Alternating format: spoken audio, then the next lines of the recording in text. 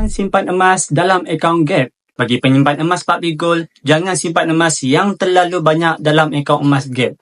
Mungkin tuan-puan tak pernah dengar sebelum ini ataupun tak ada pun yang bagi tahu. Saya nak bagi tahu dua perkara penting ini kenapa kita tak boleh simpan emas yang banyak dan terlalu lama dalam akaun emas Pak Bigol. Yang pertama, pesan pakar kewangan, emas yang terbaik adalah emas yang ada dalam tangan kita sendiri. Bila dah cukup gram emas dalam akaun emas Gap, cepat-cepat kita keluarkan dan pegang sendiri dalam tangan. Kalau kita perlu gunakan emas ini dalam waktu kecemasan, kita boleh bawa aja emas ini di kedai pajak dan terus dapat duit. Kita kena tahu bila kita menyimpan emas, adakah emas itu emas fizikal ataupun emas digital.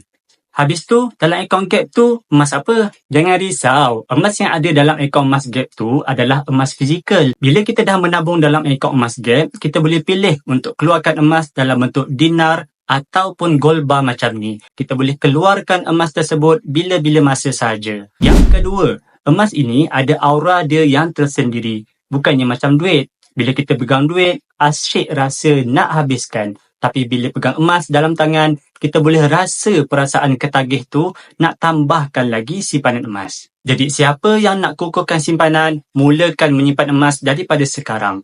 Bagi yang nak mulakan simpanan emas di Pak Bigol, boleh terus rujuk pin video untuk saya bantu sebaiknya.